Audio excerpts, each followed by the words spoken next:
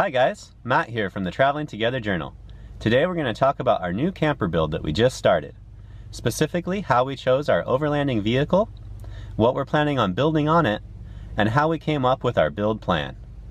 So with all of the awesome expedition vehicles and overland rigs you see on YouTube or Instagram, how do you choose which one is best for your needs? My suggestion is to make a list of traits that you want the vehicle to have, or things that you want the vehicle to be capable of doing. Of course, some of these traits will be contradictory, like lots of storage space in a compact vehicle, so you have to make compromises. You must decide which desired traits are most important to you and make the best compromise for you. I narrowed my search to 4x4 vehicles that could carry 2 people and a dog and were attainable in the United States for under $10,000. I then compared them based on traits such as curb weight, max payload capacity, turning circle, fuel efficiency, ground clearance, size of the cargo space, and cost. Vehicles from Toyota, Nissan, Mitsubishi, Dodge, Chevy, and Ford were all strongly considered, but in the end, we chose to stick with our Toyota T100. It wasn't the best in any category, except for maybe cost since we already owned it and it wasn't going to be worth much if we tried to sell it, but it also wasn't the worst in any category either. It's a lightweight, mid-sized truck with a 1,900-pound payload capacity, a fully boxed frame, good parts availability, and decent fuel efficiency for a good compromise for us.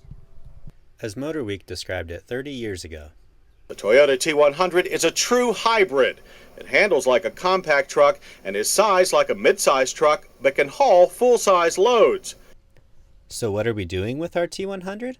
As you saw in our previous video, we've removed the stock truck bed and rear bumper so that we can build a camper from the frame up. We will construct a subframe of 1x2 steel tubing and bolt that onto the truck frame. On top of the subframe will be our camper. It will be a hard-sided pop-up featuring a queen-size bed, a kitchen, and a composting toilet inside, and lots of additional storage accessible from the outside of the camper. It will be built using composite panels constructed of 5mm plywood, a 1x2 dimensional lumber frame, an XPS foam core, and another sheet of 5mm plywood, all glued together and coated with epoxy resin and 6-ounce fiberglass cloth. Panels will then be joined together with epoxy resin and screws, and all joints reinforced and sealed with epoxy and fiberglass tape. The overall length and width of the vehicle will remain stock, but it will be 18 inches taller when the pop-up is down. This plan started off as fireside chat, then became sketches that kept getting reworked, and then eventually drawn in a 3D program called Tinkercad. A few measurements that helped dictate the design were the size of our bed, dimensions of our Snowmaster refrigerator, and dimensions of the composting toilets. Cost and availability of materials were also major concerns and helped dictate the construction plan.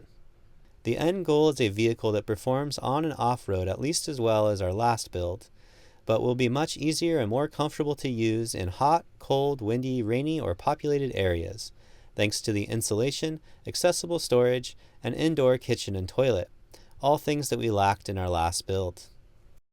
Progress on the build has been slow, but I have started construction of our subframe and will be sharing the details as soon as I finish that phase of the project. Thanks for following along, and I'll see you next time.